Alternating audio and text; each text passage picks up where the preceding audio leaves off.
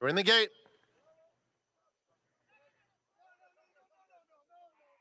Red line anxious. And they're off. Cane Creek Road, Exaltation, both out quickly. Here's Gypsy King now sprinting through along the inside, and Golden Ale. So those two now 1-2, Gypsy King, Golden Ale. A length and a half back to Exaltation by himself in third, and Cane Creek Road is 5 off the pace in fourth. They're followed by Prince Lancelot, who's racing in between horses, about 5 lengths off the lead. Down at the rail comes Lansdowne, who's looking for a little bit of racing room on the inside of Rager. The two trailers are Redline and Jetivator is at the back. Less than 3/8 to go, and it's Gypsy King, the leader, pressed by Golden Ale, who's ahead away second. A length and a half, Cane Creek Road is down on the inside of Exaltation. That pair followed by Prince Lancelot and Rager. At the back is Jetivator. They're at the top of the stretch, and it's Gypsy King just in front. On the far outside, Exaltation, and now Cane Creek Road splits rivals. Had a good trip. It's Cane Creek Road and Exaltation coming for the wire together. Cane Creek Road, white blinkers, Exaltation up alongside. Exaltation, Cane Creek Road. Photo finish between those two, Exaltation and Cane Creek Road. Then it was Rager, Gypsy King, and a photo for fifth.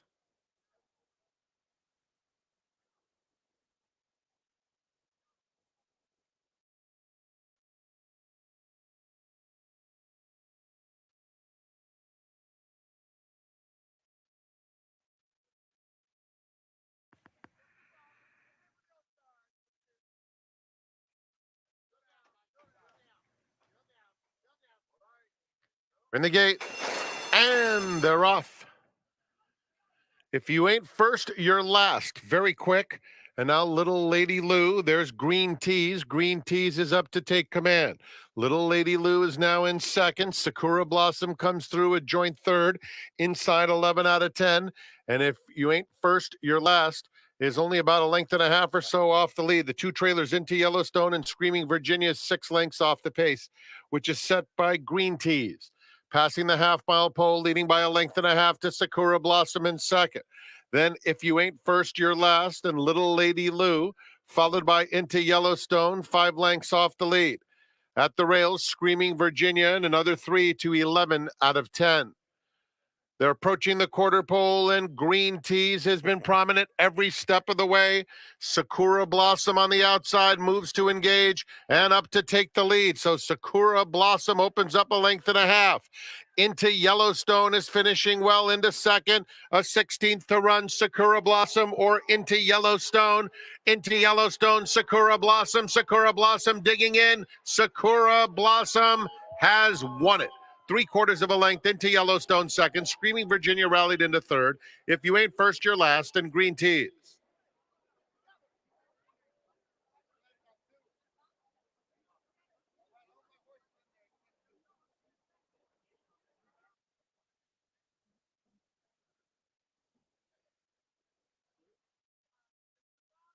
One more. Beef Winslow. They're in the gate. And they're off. Remote broke alertly, but is now taken toward the back of the field. Mega Moon, Beef Winslow on the outside, and Rom. Rom is quicker than both and has the lead. Remote is now fourth along the rails. Single track bind together with Touch of Zen. Worse Reed Sanchez and Dual Threat together. Dual Threat going very wide into the first turn. Doesn't look to be being persevered with either. Around that clubhouse turn, and it's Rom leading the way. And Rom has it by about 2 lengths. Beef Winslow is in second. Remote is down on the inside third, followed by Mega Moon fourth with 3 lengths to make up. Another 2, Touch of Zen, outside single track mine. And then it's 3 more lengths to Worse Reed Sanchez. And Dual Threat is being pulled up and eased out of the field. They have a half-mile left to run. And the lead belongs to Rom, who leads in front by about a neck. Beef Winslow is in second. Mega Moon and Remote still together. Single track mind, yellow colors in between those two. Then Touch of Zen has to pick it up on the outside with 4 to make up. And Worse Reed Sanchez. Midway on the far turn, Beef Winslow is up to take the lead pretty easily. Opens up about a length now on Mega Moon in second. Single track bind, splitting rivals now coming toward the inside with a furlong left to go. It's Beef Winslow by 2, sprinting strongly to the line. And Beef Winslow and Diego Herrera making short work of the competition. Beef Winslow jogs home by almost 4 lengths. Mega Moon second, single track bind third. Then it was Remote and Worst Reed Sanchez.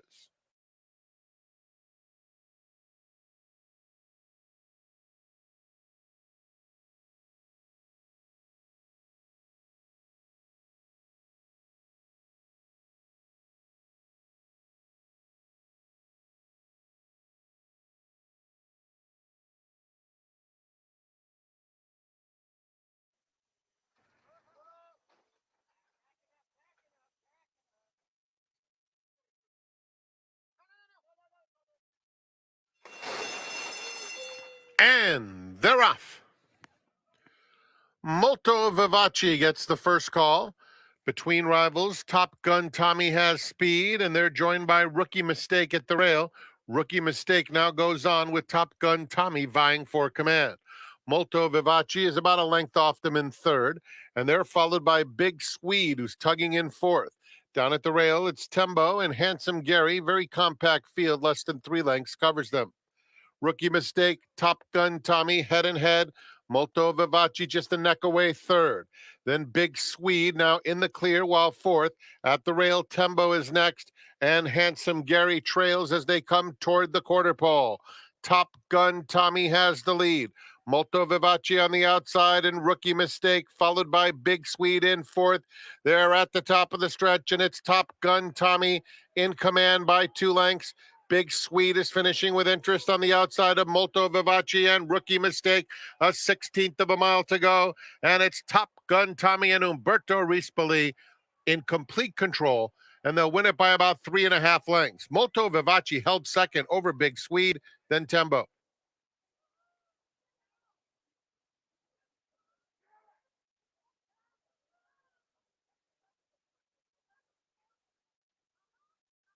Been ridden by Umberto Rispoli. The winner bred in Kentucky by Gary and Mary West Stables Incorporated, the fourth name for Todd Halliburton's birthday race. Mutual prices are posted. Up next, the fifth. Started the in the gate. And they're off. Very scary out quickly. Graceland Gray in the middle of the course, and now Graceland Gray up to take the lead. Arena, Linda's Gift moves up on the outside into second, followed by Kitty Katana, and Wed trails. Graceland Gray will set the pace into the first turn, in front by a length and a half to Linda's Gift, with Very Scary tucked in at the rail in third. Then it's Arena fourth, 4 off the leader, another length to Kitty Katana and Wed. They move on to the backstretch behind Graceland Gray. Graceland Gray leads the way a length and a half to Linda's Gift second. It's now 3 to Very Scary, similar margin Arena in fourth. Kitty Katana patiently handled fifth, 7 lengths off the lead as they run down the backstretch. And it is Graceland Gray. Graceland Gray by 2. Linda's Gift in second. Gap of 4 to Very Scary in third. Arena next, Kitty Katana. And Wed has been at the back the whole way. Graceland Gray a length and a half. Linda's Gift set down in second. It's 4 more lengths to Very Scary. Kitty Katana is now starting to pick it up while being urged to do so, followed by Arena. They're at the top of the stretch, and it's Graceland Gray a length and a half. Linda's Gift, Kitty Katana on the outside, and Very Scary. Final furlong for Graceland Gray, maintaining a 3-length cushion on Linda's Gift, Kitty Katana, Very Scary. Graceland Gray untroubled on the front end. Graceland Gray is too strong. Reports home 3 in front. Linda's Gift second, Kitty Katana, and Very Scary.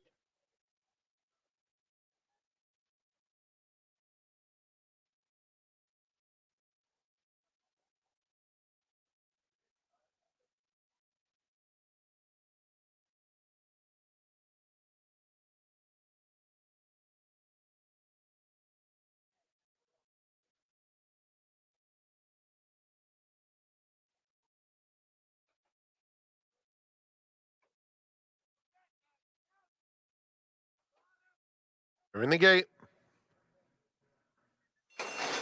And they're off. Very even beginning. Magic Secret in the white blinkers is going out to vie for the lead, along with Sand and Sea. Scary Fast Ride, Rhyme or Reason on the outside. Magic Wanderer. Then comes Bajan Bashert, and Riders Candy is at the rail. It's a compact group that heads to the half-mile pole. Sand to Sea, Magic Secret on even terms. They are prompted by Scary Fast Ride, just a half length back, while in hand third. Then Magic Wanderer fourth, followed by Rhymer Reason on the outside, as Scary Fast Ride has taken the lead 3/8 of a mile from home. Riders Candy second to last, and Bajan Bashert at the back. Scary Fast Ride opens up, and Scary Fast Ride in hand, in command. Sand to Sea is in second. Riders Candy, Red Cap, one from the rail. They're heading to the eighth pole, and Scary Fast Ride has a 4-length lead on Sand to Sea in second. Then it's Riders Candy and Bajan Bashert in the center of the track, but it's a one-horse race. Scary Fast Ride. She is home free. Scary Fast Ride and Abdul Al-Sagur win by 5 lengths. Sand to Sea, Bajan Bashert. Then it was Riders Candy and a photo between Magic Wanderer and Magic Secret.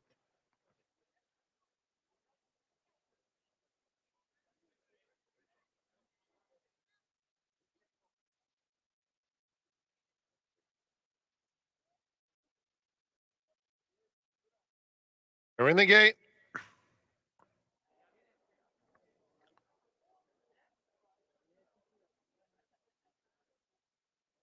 And they're off in the California flag. And it's a fast beginning for Lil Nas along with Johnny Padres. And now here's Brickyard Ride coming through swiftly along the inside, and he'll battle with Lil Nas for the front. It's another 3 behind them now to Billy's Bet in third, and King's River Knight is fourth, 5 lengths off the duel. Then None Above the Law racing inside of Johnny Padres. It's a gap of 5 back to None Above the Law. Down the hill they go. And it's Brickyard Ride leading the way 3/4 of a length to Lil Nas in second. Then Billy's Bet 3 off them in third. King's River Knight, Irish Heat Wave is down at the rail. Johnny Padres outside of him, and None Above the Law. They're taking closer order behind Brickyard Ride with a 1/4 of a mile to go. He's been there throughout, lets it out a notch and opens up 3. King's River Knight comes to chase in second, and Irish Heat Wave third. Here's King's River Knight powering to the front, and from the back of the field, Johnny Padres running a big race, but it's King's River Knight outclassing them, and King's River Knight has won the California flag convincingly. Johnny Padres second, None Above the Law from last into third, then Brickyard Ride and Irish Heat Wave.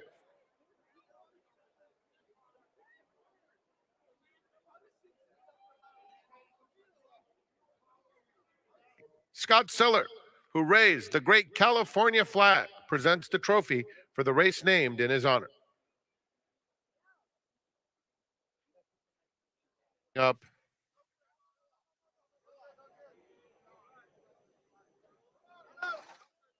Fractious. And they're off. Ipanema Girl is out quickly. Here's Round in Circles in the center going for the lead.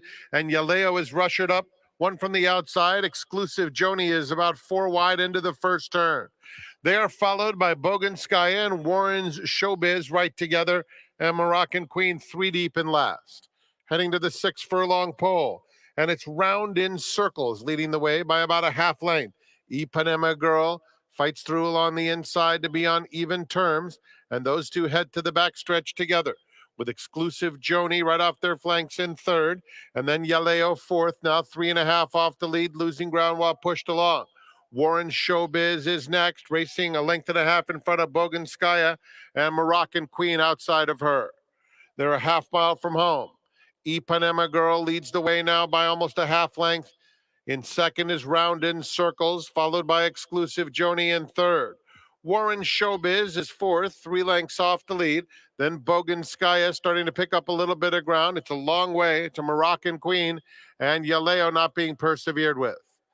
They're midway around the far turn, and Exclusive Joni is up to take the lead, but here's Warren Showbiz.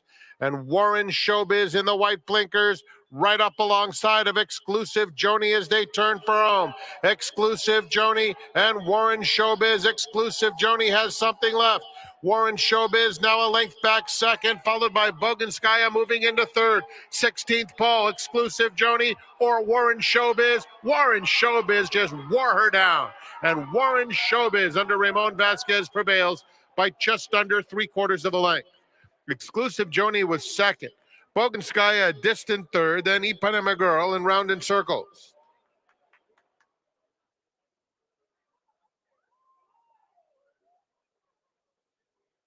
It's world-class gaming, dining, and entertainment. Enjoy 2 floors of the most slots in the West, more than 7,200, hundreds of table games, 30 restaurants and bars, and the stunning Yamava. We're in the gate.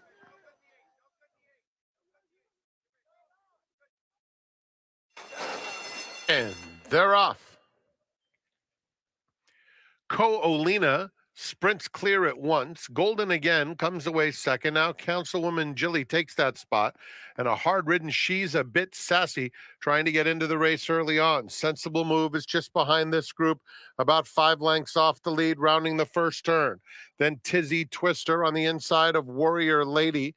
At the back of the field, or I Had That One Too, who's 2 in front of Idesia. They move on to the backstretch with Ko-Olina the boss by 2 lengths. Councilwoman Jilly is in second. She's a Bit Sassy, a headstrong third. Then Golden again in fourth, followed by Sensible Move, 3 lengths off the leader. Tizzy Twister is next. Then it's Warrior Lady. Outside, I Had That One Too, and Idesia inches up outside of that rival. Less than a half mile to go. Ko-Olina has been there throughout. Councilwoman Jilly second, and then She's a Bit Sassy moving up wide in third. At the rail, Golden again, Sensible Move still fifth with 4 lengths to make up. Idesia is out of last, has made some headway within 5 of the pacemaker as the field passes the quarter pole and turns for home. Ko-Olina, Golden again. Idesia floated 7 wide, but closing swiftly now. And here's Idesia with big strides coming after the embattled leaders. And it is Idesia taking the lead, coming to the 16th pole and starting to edge away. Idesia wins convincingly under Ricky Gonzalez. Golden again was second. Ko-Olina was third, followed by Sensible Move, and I Had That One Too.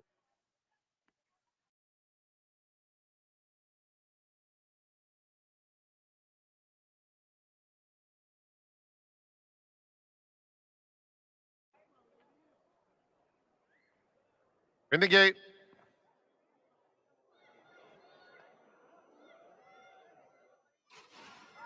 And they're off. Mr. Leisure and Malibu Rain are the first 2 out. Here's Ario in between them up to take the lead. Winstock has speed and Lake Superior. So it's a scramble in the early stages as Winstock hugs the rail and goes on to lead. Ario will press from second. It's a break of 3 then to Mr. Leisure and Lake Superior racing side by side.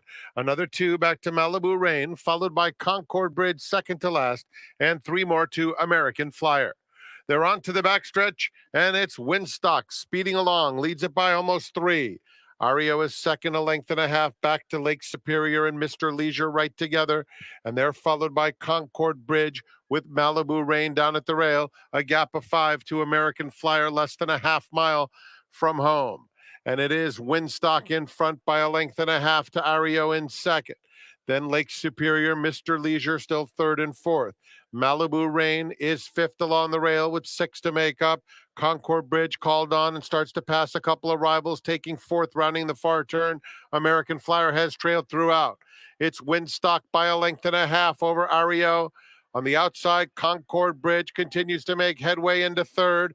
Malibu Rain taken off the rail in fourth, and Lake Superior inside of him. They're at the top of the stretch, and Winstock hanging tough. In fact, pulling away from Ario. It's Winstock by 3 past the 8th pole. Concord Bridge is in third, followed by American Flyer getting a piece late. Winstock ran them off their feet, and it's Winstock and Kyle Frey romping home to win by almost 7 lengths. Ario was second, very close for third, either Concord Bridge or American Flyer. Malibu Rain was fifth.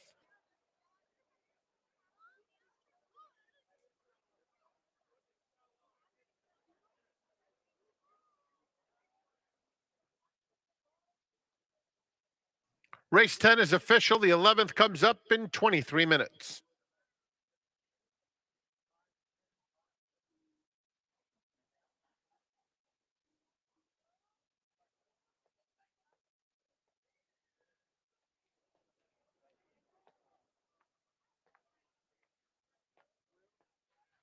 And they're off.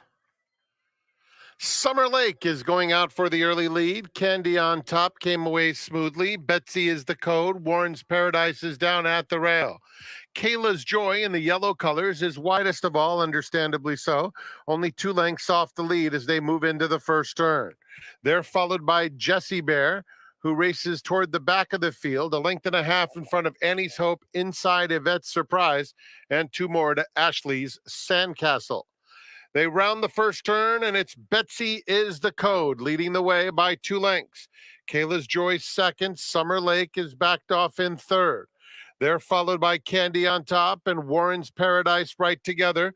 2 lengths back to Jessie Bear, followed at the rail by Annie's Hope, racing inside Yvette's Surprise and Ashley's Sandcastle.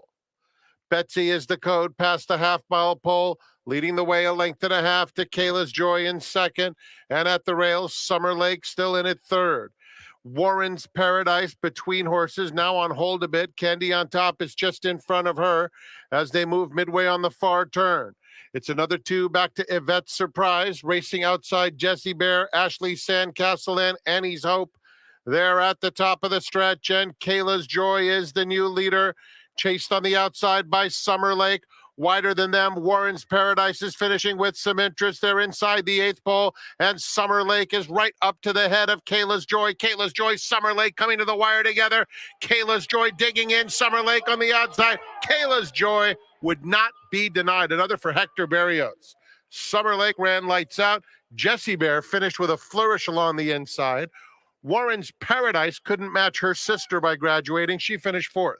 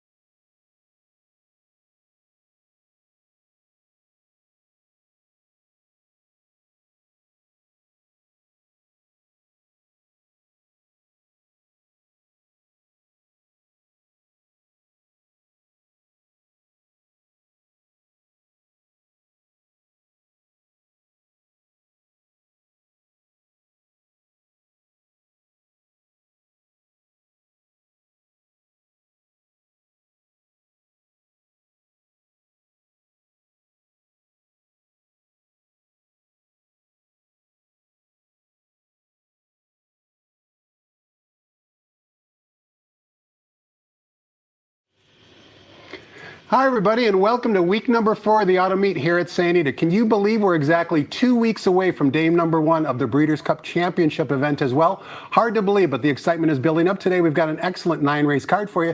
And our guest today, I've got genes older than him, but he's a new blood in the sport. He also likes things that go fast. He used to be a Formula racing driver as well. His name's Shaun Modisette. Shaun, welcome to the seminar. Happy Friday. How are you doing, Tom? Nice to be here, sir. It's great to be with you as well. Now, I wanted to have you on because you're one of the young Turks in the game. How long have you been involved in the sport of thoroughbred racing? Oh, so my grandfather, he was more into, he liked the sport, but he was more into handicapping the Triple Crown races, and he would put them on the TV. And so I was you remember that? I remember that. And so, but he would walk me through, and this is why I like a horse, this is why I don't. And so I got a little bit of a crash course that way. And then my mother did some charity events that they hosted out here, a day at the races. And Sure. so I would go and try and figure things out and just learn the sport a little bit. So you were aware of it, but you weren't fully immersed in it. Correct. The last 2 years or so, I've been all out, just, going.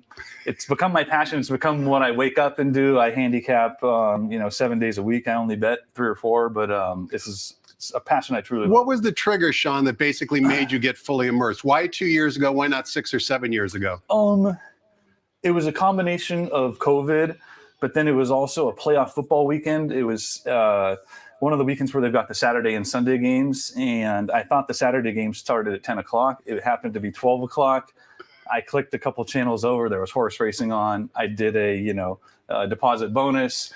Didn't end up watching too much football that day, and just better than betting football. Let's face it, right? Football's basically 4 to 5, and you got to sweat things for 3 hours. Right, and with football, if you're getting plus 600, there's no chance that team's going to win. Maybe last week, but in general, it's a lot easier to find a 6-to-1 shot at the track than it is at the football field. Now, Shaun, you mentioned your grandmother. You also mentioned your mother, but you neglected to mention one thing. We've got a picture to prove it.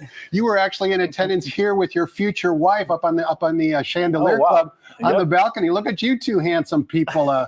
Things have changed since then. I understand that your wife was pregnant. Yep. We got married in April, went on our honeymoon in May. She came out on the plane ride there and handed me a pregnancy test that was positive, and so I kind of drank the wine for both of us over there. And but there's no better blessing, and I got very incredibly lucky to get the wife that I do. She's supportive, she's loving, and she likes the game too. She's actually better at picking a horse with a live eye than I am. Family first and handicapping and horse racing second. That's the motto of today's seminar. We're going to take a quick break, toss the microphone over to track announcer Frank Miramati, get the early changes, which are minimal, and then when we return, we're going to find out who Shaun likes on today's 9-race card. Thanks for watching, everybody. We'll be back in a minute.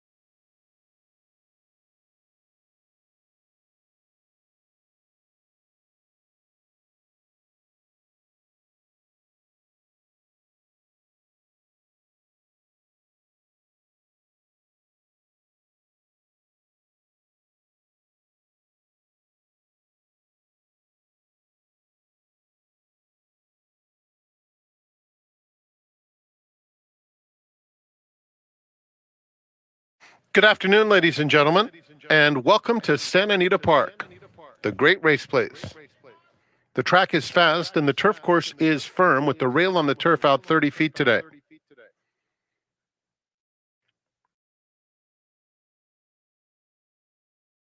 Here are the early changes. The first race starts the early pick 5. We have the program scratch of number 5, Ghost Coast. Race 2 is the start of the early pick 4. We have an incredible wagering opportunity here with a super high 5 carryover in a 7-horse field of more than $17,956. If you don't play the super high 5, this would probably be a good time to try it with a carryover of $17,956. Race 3, scratch number 4, are Girls Worth It. Race 3, take out the 4. That was also a program scratch. The fourth race begins the $1 traditional pick 6, program scratch of number 1, just a little luck. 3 Rose Girl is £1 over, and there is no show wagering. The $3 all-turf pick 3 kicks off with race 5, number 4 Christina's Candy, £2 over. Late pick 5 also starts with the 5th race, start of the $3 all-turf pick 3. Race 6 is the beginning of the late pick 4, and we just have a blinker note. In the 7th race, there are no changes. 8th race, number 1 Halo Uncle will carry £1 over. And in the 9th race, we have a couple of blinker notes. Enjoy your day at Santa Anita Park. Post time for the first is in 58 minutes at 1 p.m. Right now, we'll go back to Quigley's Corner. Tom's special guest today is Shaun Modisette.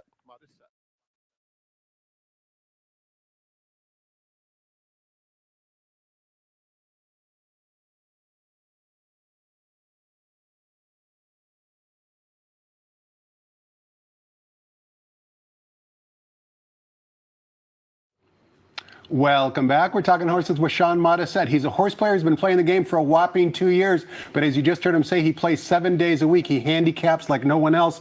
But he's also used to fast things besides following horse racing. He also to be a driver of formula cars. Talk to us about that experience. How'd you get involved in that crazy game? There's no betting on that, is there? Oh, there is betting on that, and I've done fairly successful. But I don't. Sports and betting, I try and keep separate. And I can have a ton of fun with the game without betting on it. But as far as getting into the game of auto racing, my father and my uncle, they raced in SCCA in some kind of amateur competition. And so I took a liking to it, and I was put into go-karts when I was 13 years old.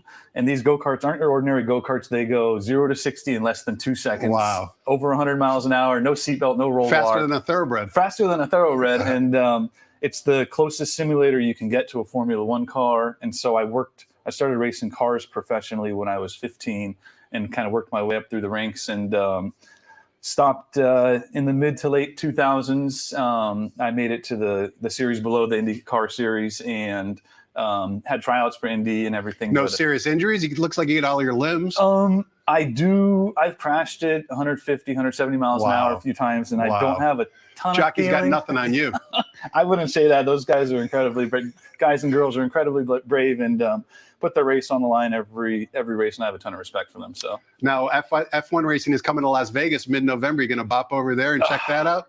I would like to. From what I've heard, it's going to be insane, to say the least. And so I'll probably be a spectator, and I doubt I'll be out there for it. You got your Breeders' Cup, though, tickets. You'll be here for both days of the Breeders' Cup event. I knew you would be.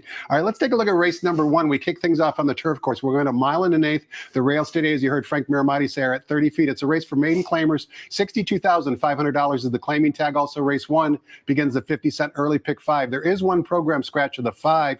Leaves us with a field of 6. Number 7, Hard Times, is a first-time gelding and the morning line favorite, and the current betting choice is on the rail. Number 1, Crypto Man. How'd you see race 1, Shaun? I like Crypto Man. I think, the 3's got a ton of things to like about it. It's a 4-year-old.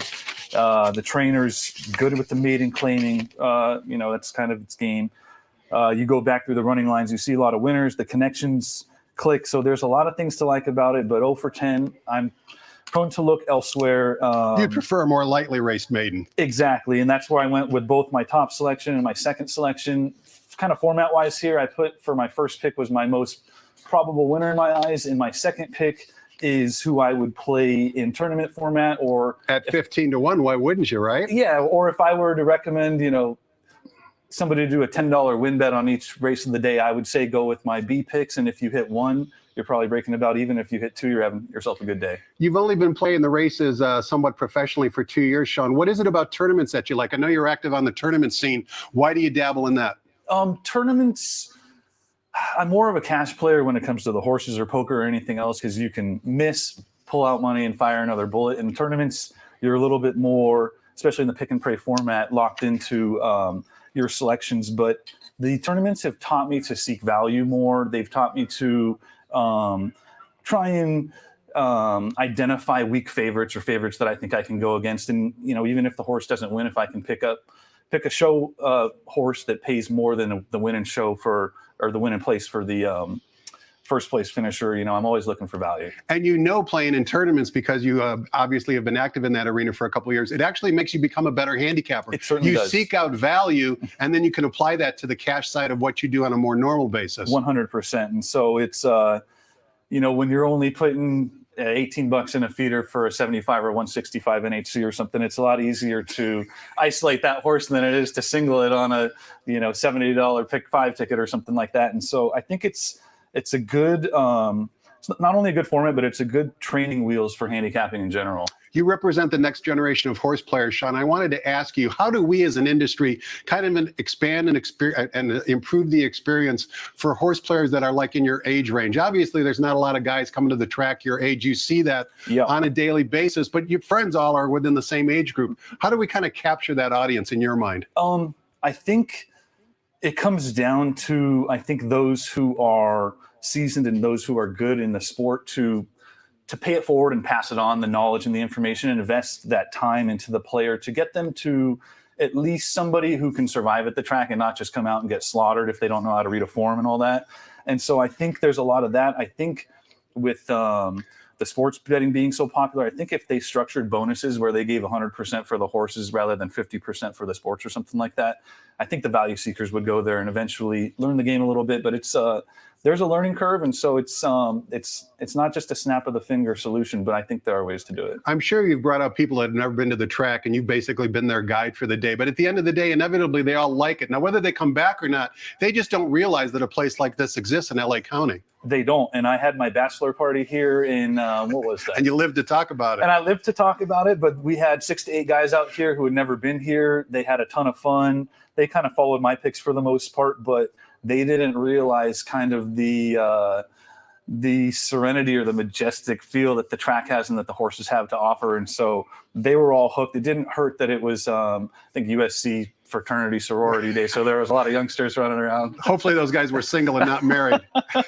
Race number 2 begins the 50-cent early pick 4. As you heard track announcer Frank Miramati say, we also have an $18,000 roughly super high 5 carryover in race number 2. And in race 2, we're sprinting 5.5 furlongs in the main track for maiden claiming Calbred, fillies and mares in for a $50,000 tag. We've got a field of 7. The morning line favorite down on the rail again. Number 1, Elton Sings Another, 5-2 from the red hot Mark Glatbarn. Before we get your thoughts on the race, Shaun, I wanted to show a workout for one of the first-time starters, and that would be number 3, Come Join the Band, a 4-year-old filly debuting relatively late in her 4-year-old career. But here's the reason why I wanted to show it. You can see just visually the exercise rider is not asking much of Come Join the Band, but 2 things to kind of look at in the racing form. The first thing would be Brian Coroner does very well with first-time starters. That's the trainer of Come Join the Band, and I think you always have to pay attention whenever Brian saddles a first-time starter. Also, maybe more importantly, the dam has shown a lot of precocity, not only in her racing career, but also in her mare career as well. She finished second in a debut,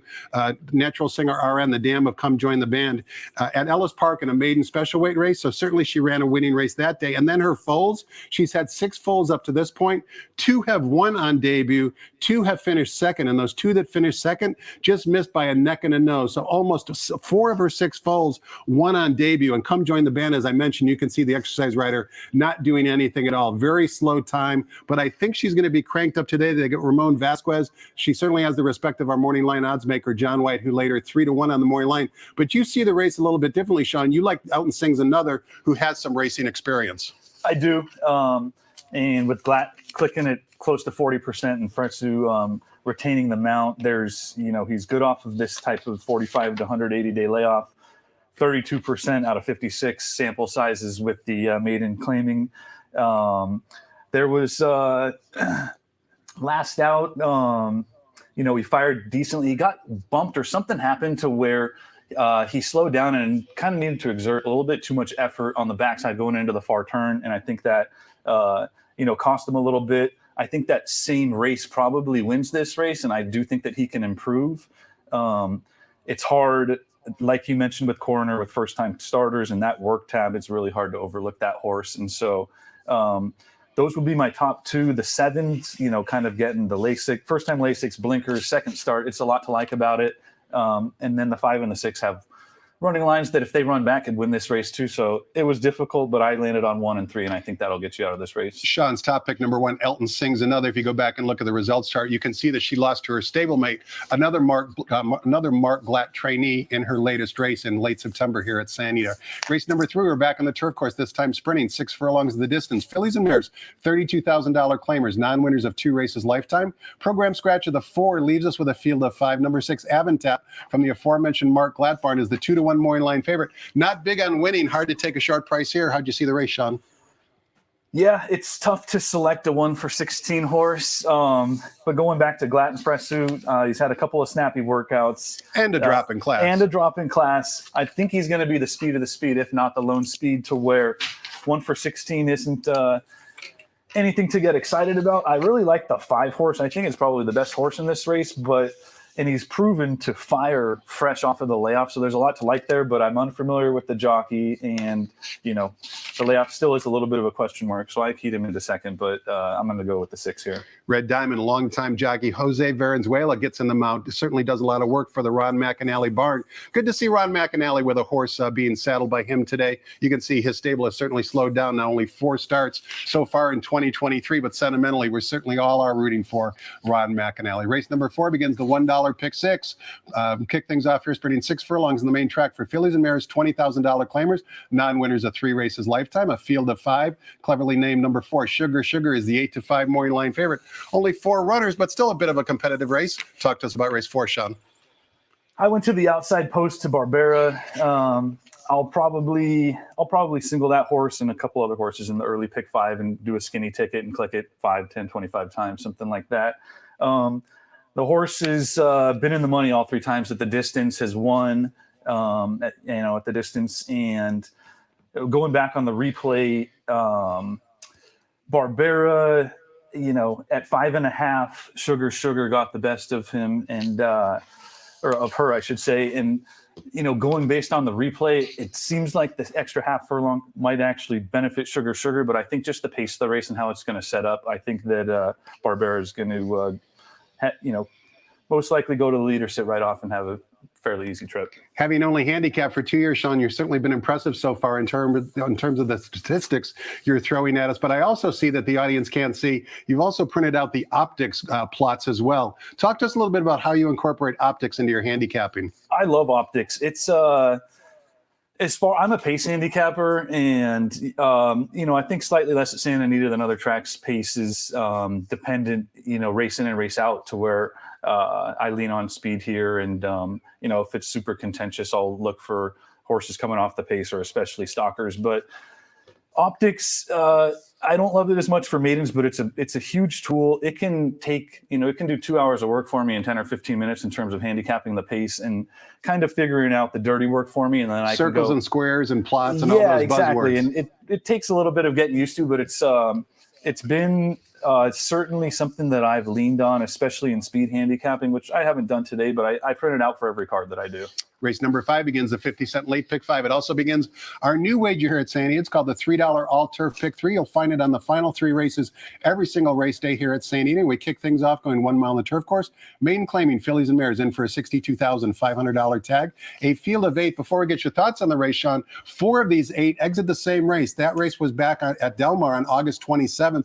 It was the 10th race. The 4 that exit that race in this race are number 1, Port Ellen, number 3, Princess Midnight, number 5, Happy as a Clam, and number 7, Nicely Curved. The one I want to bring your attention to is the trip that number 7, Nicely Curved, had. She's going to break from post position number 5. She's going to hop at the start, so she's going to be easy to find. And then she makes a big middle move on the turn. You'll see her rally wide, kind of flatten out, and then re-engages and really finishes well on the gallop out. So let's watch the replay and listen to Trevor Denman describe the action back on August 27th at Del Mar. And away they go. Happy as a Clam broke well from the inside gate. Oak Street Beach is right there too, up alongside Princess Midnight. Now there goes Calabrian Queen. Calabrian Queen gets the lead. Annie's Joy pretty keen to go on right behind the leaders. GJT caught wide, but sprinting up to them as they go a good pace early on. Little Town Sis is racing in there as well. Lululemon Drop, only 4 off these leaders. Oak Street Beach has dropped back in the yellow cap, now gives them 7 length start. Unkept Secret on the far side, and then Then comes Nicely Curved. And at the back, we have Port Ellen. They head to the half-mile pole now, and it's Calabrian Queen down at the rail, up alongside Princess Midnight. They've been followed by Lululemon Drop at the rail in third, and GJT is on the far side. Here's Annie's Joy in fifth, 6 lengths off the leaders. Alongside of those two comes Little Town Sis. Then we come back to Happy as a Clam. Oak Street Beach in the gold is now 8 off the leaders. Nicely Curved racing in behind those two. At the back, we still have Port Ellen and Unkept Secret. Into the turn they go. Calabrian Queen along the inside and Princess Midnight. They stride for stride. Lululemon Drop chasing from third. Annie's Joy is coming after them fourth, and then Oak Street Beach. This one's wide open as they come for home. Calabrian Queen. Princess Midnight is right there now. Happy as a Clam flying late, and Annie's Joy is in there too. A late run Oak Street Beach. They come for home now, and it is Annie's Joy. Annie's Joy will win it. Annie's Joy got up in a driving. Shaun, Princess Midnight did all the dirty work and got nailed late by Annie's Joy, who came back to win a race here on October 9th as well, once again from the Mark Latt barn. And we saw a Nicely Curved make that big move, rally wide, kind of stuttered and stammered mid-stretch, and then actually galloped out very, very well. Like I said, 4 of the 8 come out of this race, but you're looking in a different direction, my friend. I am. And especially with Annie's Joy coming out, being a next out winner, it's tough to go away from that. If the 3 runs that race back, he's probably going to win this race, but I'm hoping that this is a blow-up race. I see, with the 4 stretching out, he's going to be competitive. I think he's going to show speed. I should say sorry about that. And so with that, I'm looking for a closer to, stalk, come off the pace. And I landed on the 8. I like the jockey upgrade. This horse ran real competitive versus Maiden Special weight 2 back, losing by 3/4 of a length. I'm kind of a sucker for Bolt Oro babies too, and so it's just a little bit of a soft spot that I have. And another horse, I like the 5 who did come out of that race. She wasn't too far off. She was on the rail throughout. She kind of had some trouble. Yep. She's got every right to improve in just her second 2-turn race on the turf. That's what I was thinking. I like the jock change there too. I see that horse being competitive. Santa Anita, a lot of times on the closing of both of the pick 5s, puts a little bit of a balloon race, and so I'm trying to get a price here. It won't shock me if the 3 goes wire to wire, but I'm looking to beat her. We watched that replay on August 27th, and Shaun's top pick, number 8, Mahina. I would encourage you to go back and watch that replay on August 18th. You have plenty of time, and you can even see in the trouble note, rough trip early and then rally. That certainly is an understatement. Certainly a live contender at 6-1 on the morning line. Let's turn the page, take a look at race number 6. Begins the 50-cent late pick 4. We're sprinting 6 furlongs on the main track for 2-year-old fillies.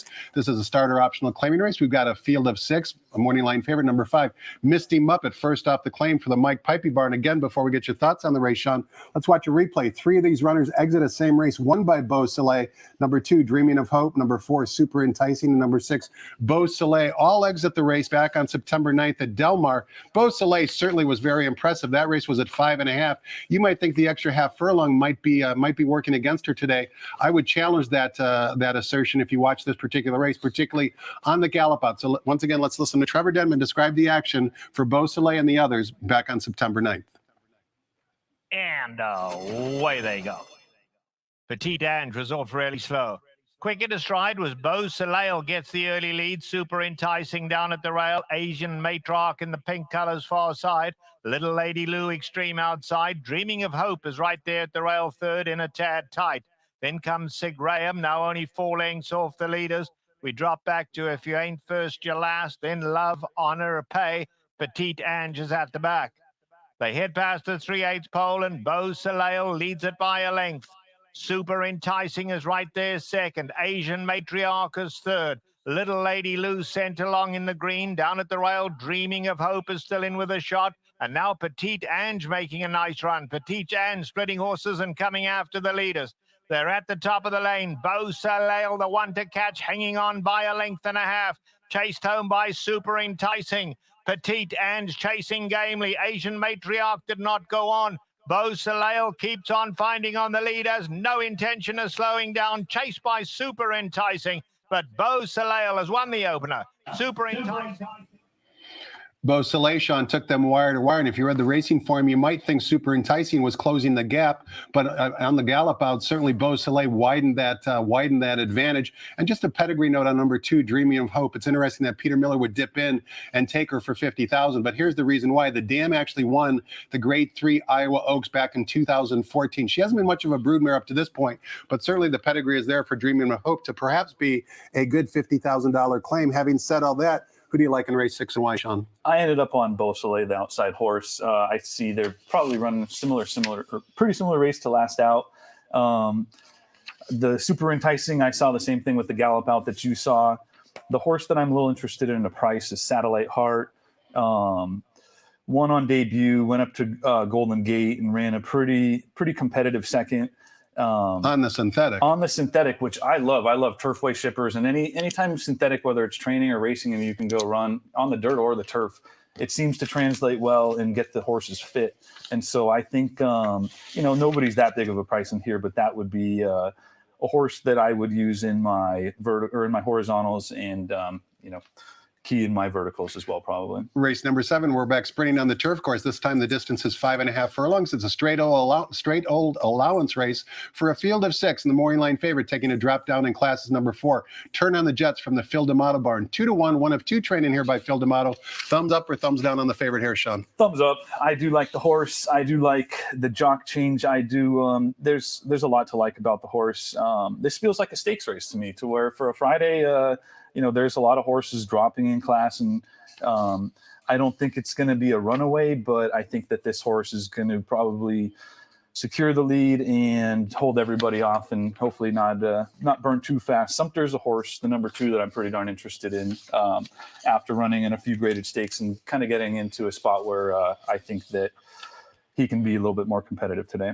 Shaun, a question for you before we take a look at race number 8. Are you self-taught when it comes to handicapping and reading the form? Did you have a lot of friends who taught you your way around all those hieroglyphics, or kind of how did you learn to become so proficient in a short amount of time? A lot of it is self-taught, but I've had a lot of help along the way. I'm in a Facebook group called Live and Breathe Horse Racing.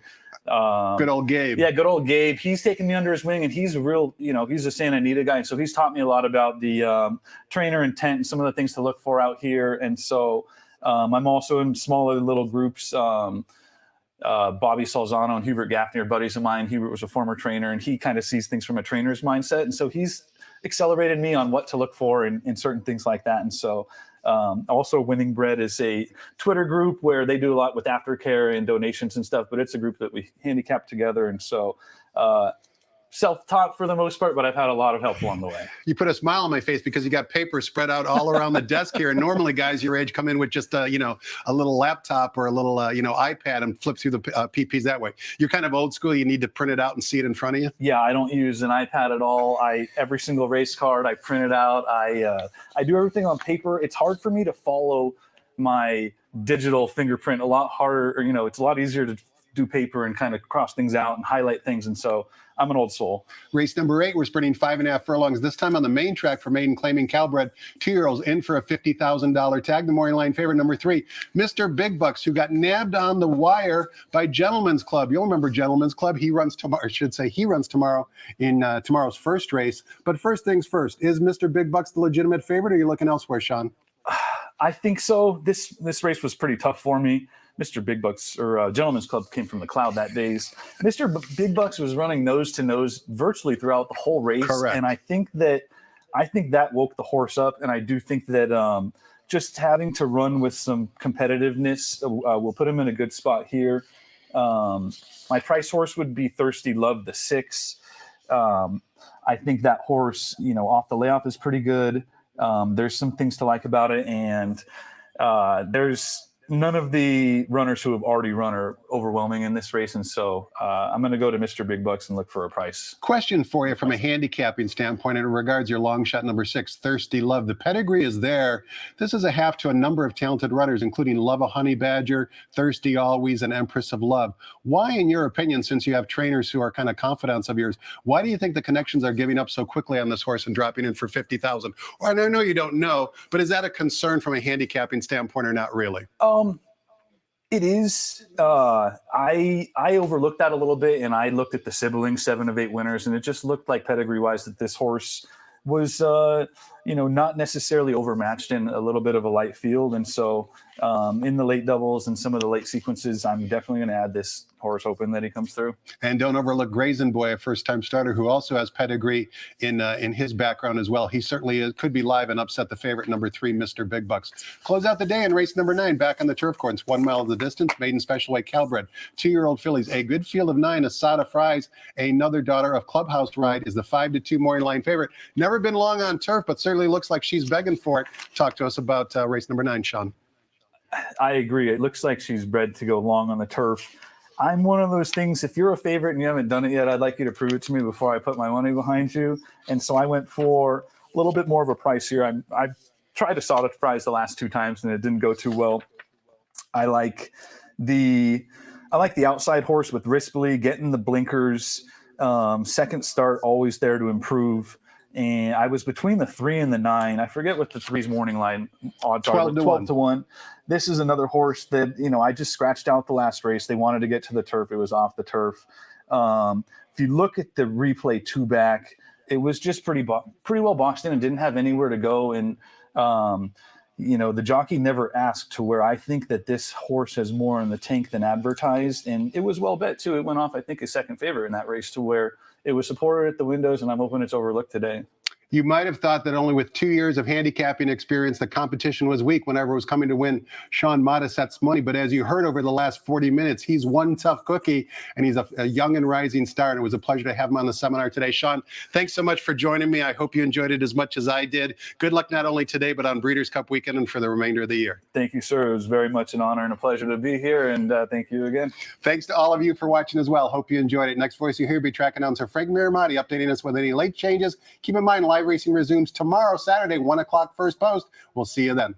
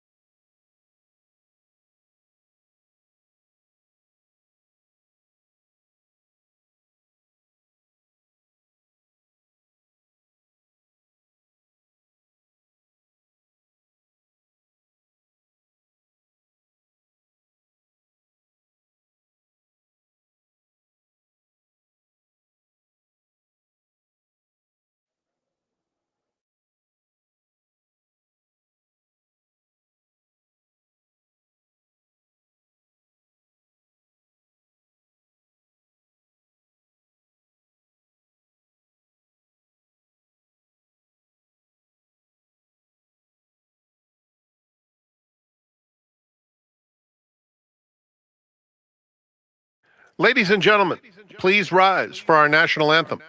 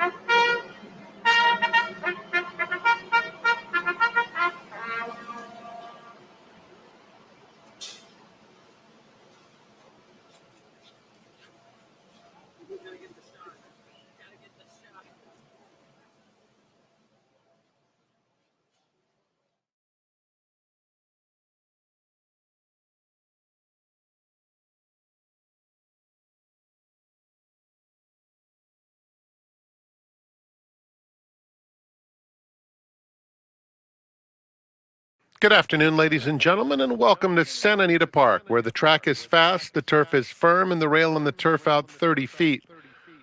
No updates to the early changes. Here they are once again. The first race started the early pick 5. Program scratcher number 5 goes to coast. In the second race, early pick 4 is offered, and there's an extraordinary wagering opportunity in the super high 5. 7-horse field, carry over $17,956 in race 2's super high 5 pool. In the third, scratch number 4, a program scratch, Our Girl's Worth It.